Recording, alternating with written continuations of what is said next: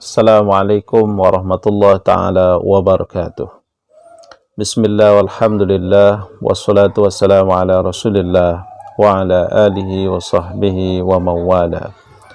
Allahumma hdini wa saddidni, Allahumma hdini wa saddidni, Allahumma hdini wa saddidni, amma ba'd. Saudara, bertemu lagi kita di dalam Inspirasi Ramadan ke-19 pada hari ini. Dan pada kesempatan ini saya mengucapkan selamat Hari Pekerja buat semua warga kerja sektor awam dan juga swasta di negara Malaysia ini. Mudah-mudahan semuanya dikurniakan kesehatan dan keafiatan dan dapat lagi bekerja dengan penuh komitmen dan committed dalam kita membangunkan bangsa kita, insya Allah.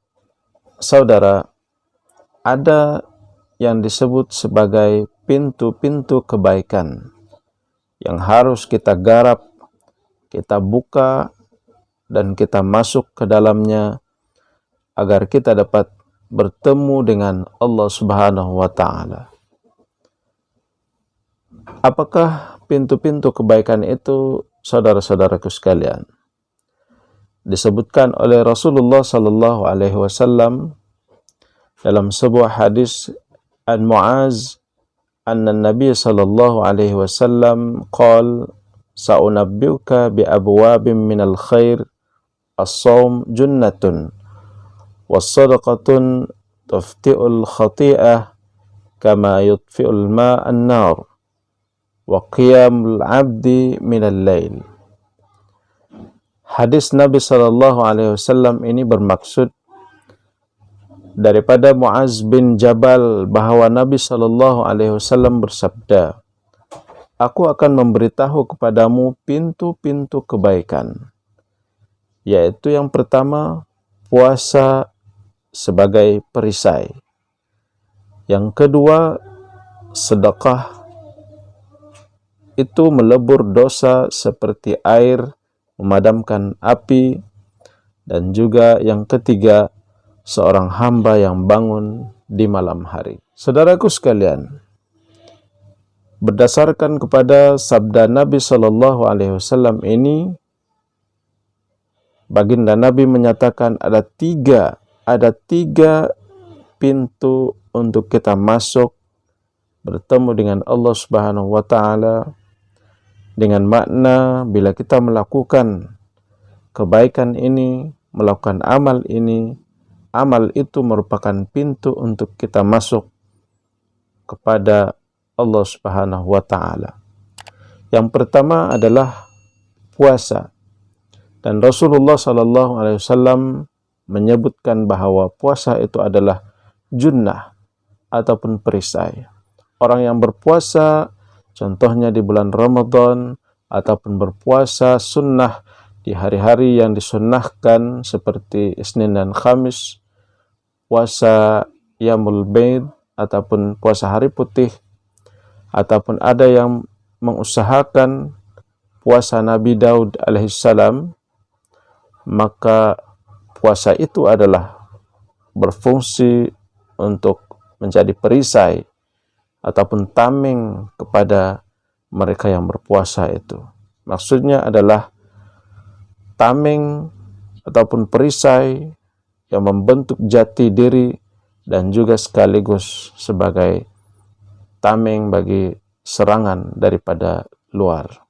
Maksudnya puasa ini adalah untuk ketahanan, membentuk ketahanan diri seorang manusia daripada serangan luaran maupun dalaman. Sebab itulah puasa ini membantu kita meneguhkan kekuatan luaran dan juga dalaman, menjadikan seseorang itu lebih mawas diri, lebih berhati-hati, dan juga memiliki wilayah yang terjaga dari segi aspek rohani dan juga jasmani. Saudaraku sekalian, pintu yang kedua yang disebutkan oleh Rasulullah sallallahu alaihi wasallam adalah pintu sedekah, di mana Rasulullah sallallahu alaihi wasallam menyebut bahwa Sedekah itu umpama air, yang mana dengan air tersebut api dapat dipadamkan. Berarti dengan sedekah itu keburukan yang dilakukan akan dapat dihapuskan dengan berkat bersedekah. Sebab itulah saudaraku sekalian, antara lain manfaat daripada sedekah selain daripada menyuburkan harta yang dimiliki dan juga menguatkan lagi ikatan ukhuwah, kasih sayang, silaturahim di antara manusia. Sedekah itu juga berfungsi untuk menghapuskan keburukan-keburukan yang kita mungkin lakukan tanpa kita sadari selama ini. Sebab itu saudara, dalam bulan Ramadan ini khususnya marilah kita perbanyakkan sedekah. Sedekah dalam situasi sekarang ini lebih mudah dengan adanya medsos. Kita dapat berita banyak tentang orang-orang yang perlu mendapat bantuan. Kemudian di sana juga ada disertakan nomor-nomor account pihak-pihak tertentu yang berhak untuk menerimanya, yang memerlukan. Kemudian sekarang ini juga dimudahkan lagi dengan adanya transaksi secara online. Sedekah itu boleh saja bila-bila masa untuk kita sampaikan kepada yang berhak. Saudaraku sekalian, terpulang kepada saudara-saudara untuk memanfaatkan pintu kebaikan berupa sedekah. Saudaraku sekalian, pintu yang ketiga yang disebutkan oleh Rasulullah SAW adalah qiyamul lail, ataupun bangunnya seorang di tengah malam munajat kepada Allah Subhanahu wa taala, bersalat tahajud, mendirikan malamnya dengan salat sunnah, membaca Al-Quran, zikir, tilawah Al-Quran, dan sebagainya. Saudaraku sekalian, tangisan melalui munajat seorang hamba di keheningan malam, inilah yang benar-benar membuka pintu kebaikan dan pintu keberkatan Allah Subhanahu wa taala.